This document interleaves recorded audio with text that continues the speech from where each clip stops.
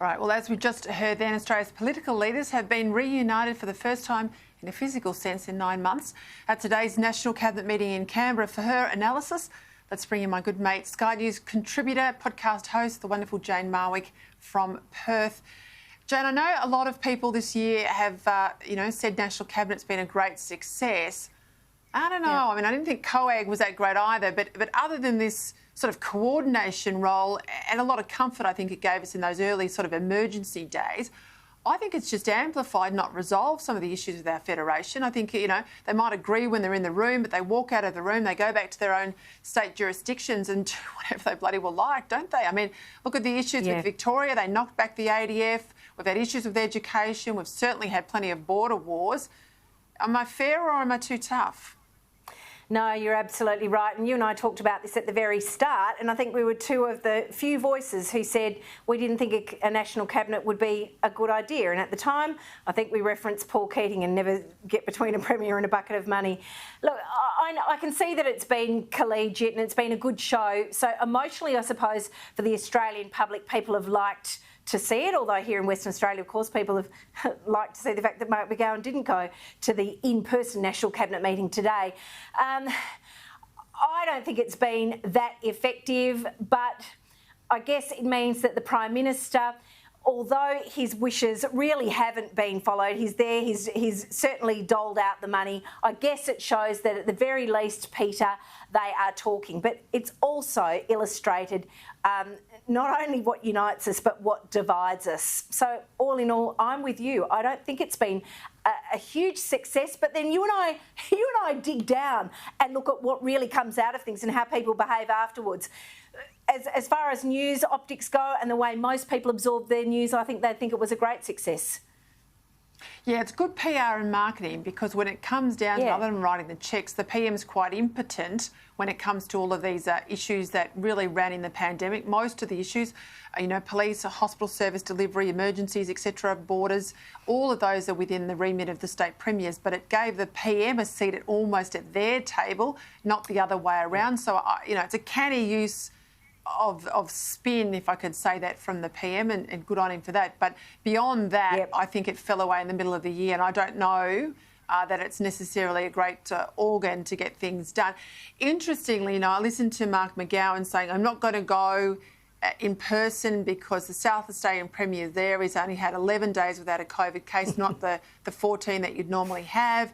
And he says, I don't want to be treated differently than anybody else in WA. But we all know that there's been billionaires and movie stars and everybody else flying in around the rules to WA. So, stop this everyman business, Mark McGowan. Look, this plays really well here, Peter. You're right, of course, we know about the billionaires flying in and out and all sorts of questions around quarantine. My greatest gripe with all of this has been the arbitrary nature of people applying using G2G passes to get in and out of Western Australia. But it is so it just always depended on whose desk your application landed. But even McGowan's critics have said, well, at least he's consistent. This line that he ran about not being in the same room as Stephen Marshall, although, as you rightly pointed out, he could have distanced 1.5 metres, has played very, very well.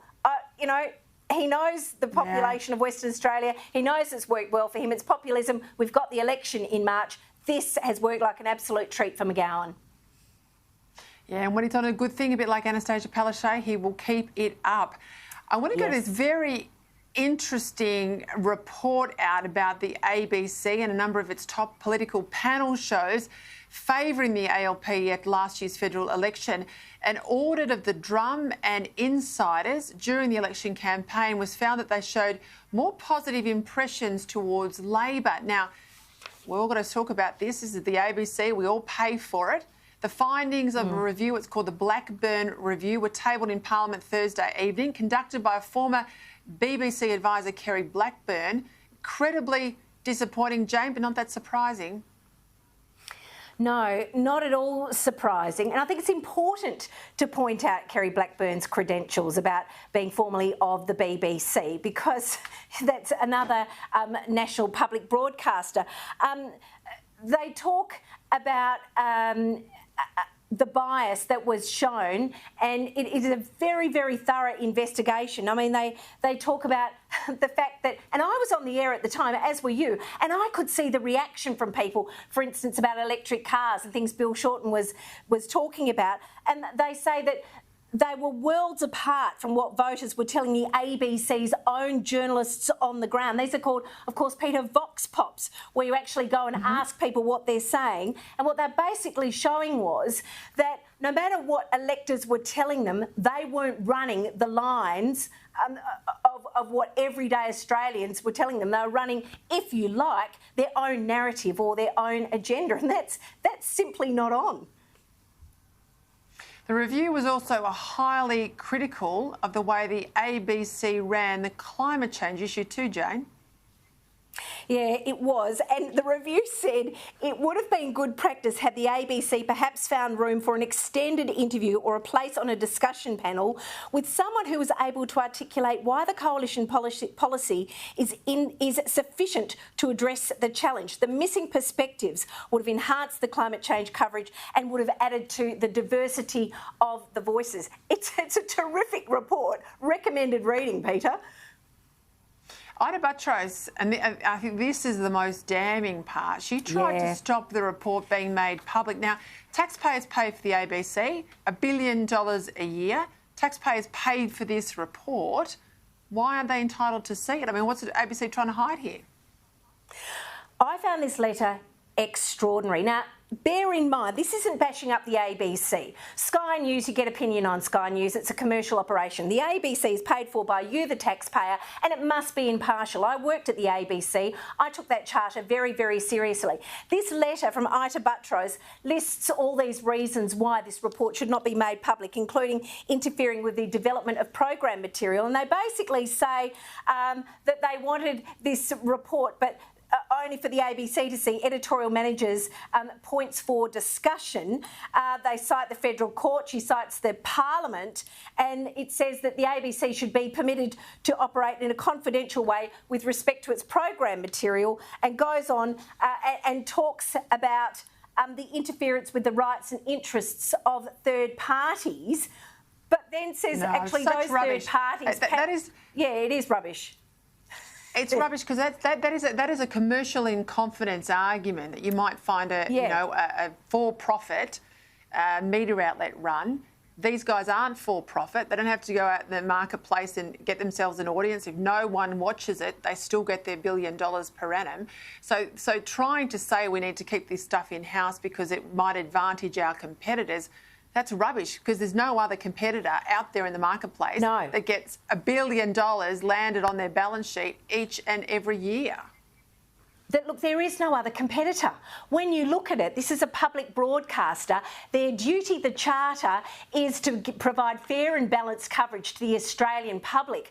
I've never understood the argument that the ABC needs to compete with any commercial interests. And let's face it, they've taken the lion's share of newspapers by providing a free online news service. But the idea that they're in competition is nonsensical. Just do a good job. Be fair and unbiased and balanced. But this letter from Ita Buttrose I found absolutely extraordinary and really belled the cat for me. I thought I like Ita a lot, but I thought there were some pretty weak arguments in here, Peter. Yeah, I tell you what, I'm more of the view. I grew up watching the ABC as you did, Country Kid, I love it. Yeah. But I tell you what, it's just now more and more a mouthpiece for the left and we're all paying for it.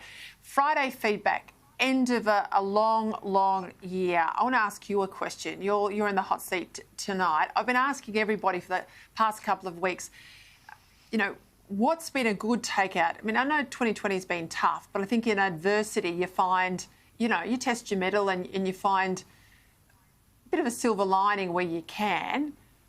What was a good thing for you that came out of 2020, Jane? We saw that Australians care about one another. We saw an immediate rush in our neighbourhood streets, in our country towns, to protect the vulnerable and the elderly. The minute we thought that COVID was hitting our shores, So many people, and you might be watching us, you might have lost your job. So many people gave up so much, and I was delighted to see younger people, younger than us, saying we'll do whatever it takes to protect our elderly population. That, to me, was the best message that I got out of the pandemic, Peta. I agree. And I think for me, it's the first time in a long time we've had a hard look at how independent we are, how much we can rely on our manufacturing, how much we need to have secure energy and water, all these things, because when it got down in those early sort of months, one country against the other, trying to protect our own and close our borders, you realised how much we'd let go and offshored, and I think that was a wake-up call. I think we've been talking about it here for many years, but I think that's a real wake-up call for the country. Have a terrific break, Jane. Hopefully now the borders are open, they stay open, and I can head over to the west and we can have a nice champagne in the sun or something. Happy Christmas, Peta Credlin, and to all the Credlin viewers and the terrific team that put this program together. And I can't wait to welcome you with open arms, PC. All right, my love. Have a lovely Christmas. All the best to you and your family. Thanks, Jane.